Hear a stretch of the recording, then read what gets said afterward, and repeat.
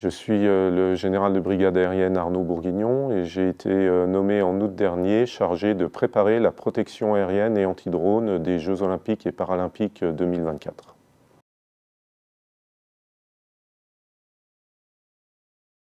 L'armée de l'air et de l'espace joue un rôle tout à fait singulier dans la sécurisation de ces Jeux olympiques parce qu'elle a une de ses deux missions régaliennes qui est la posture permanente de sûreté, mission qu'elle assure depuis environ 60 ans aujourd'hui et qui place le commandant de la défense aérienne et des opérations aériennes responsable de cette mission directement devant la Première ministre.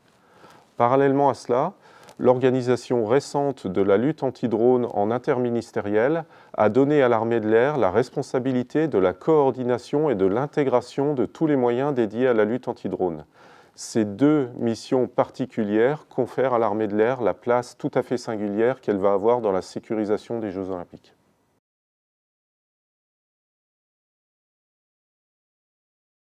Le défi majeur que représente la sécurisation des Jeux olympiques et paralympiques 2024 pour l'armée de l'air et de l'espace est de proposer un niveau de sûreté suffisant tout en limitant l'impact sur les utilisateurs de l'espace aérien national, de manière à ce que ces Jeux olympiques restent in fine une fête pour l'ensemble des utilisateurs et du public qui va venir en nombre assister à ces Jeux olympiques.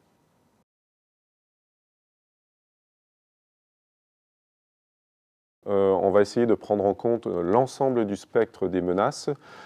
qui peuvent aller des plus probables aux plus dangereuses, c'est-à-dire des menaces liées aux méconnaissances de gestion de l'espace aérien national, aux actes terroristes et notamment au détournement d'emploi de moyens aériens à des fins terroristes, en passant par des menaces de type contestataire.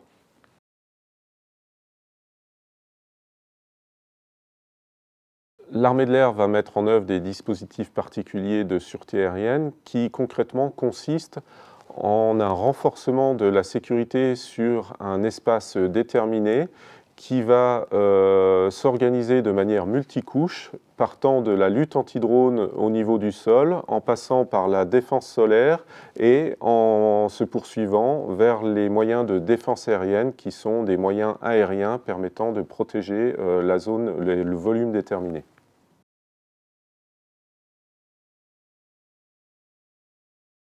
Pour augmenter la protection aérienne des différents sites au moment des Jeux olympiques et paralympiques, nous allons mettre en œuvre un certain nombre de moyens aériens et notamment des avions radars de type AWACS pour augmenter la détection jusqu'au niveau du sol, des drones Reaper qui vont nous apporter leur capacité de visualisation de la situation,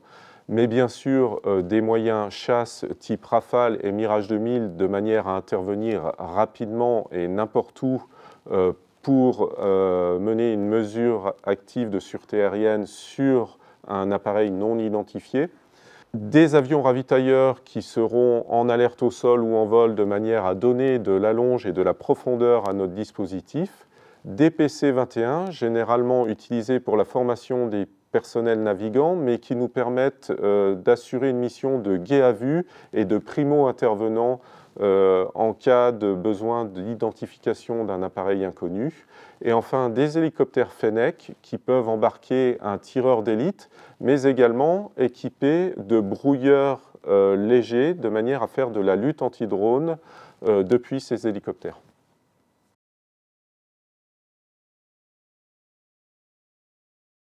Concernant la lutte anti-drone, les moyens qui vont être déployés à l'occasion des Jeux olympiques sont tout d'abord des moyens lourds de lutte anti-drone qui permettent de détecter,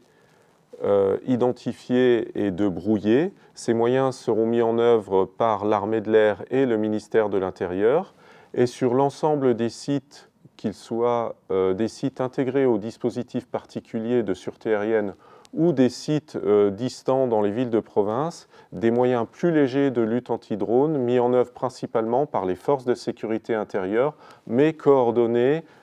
par l'armée de l'air dans leur intégration.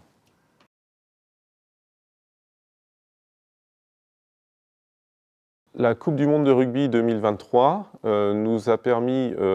d'éprouver l'organisation de la lutte anti-drone que nous avions imaginée précédemment et nous a montré toute la pertinence de la chaîne de coordination de cette lutte anti-drone interministérielle que nous avons mise en place.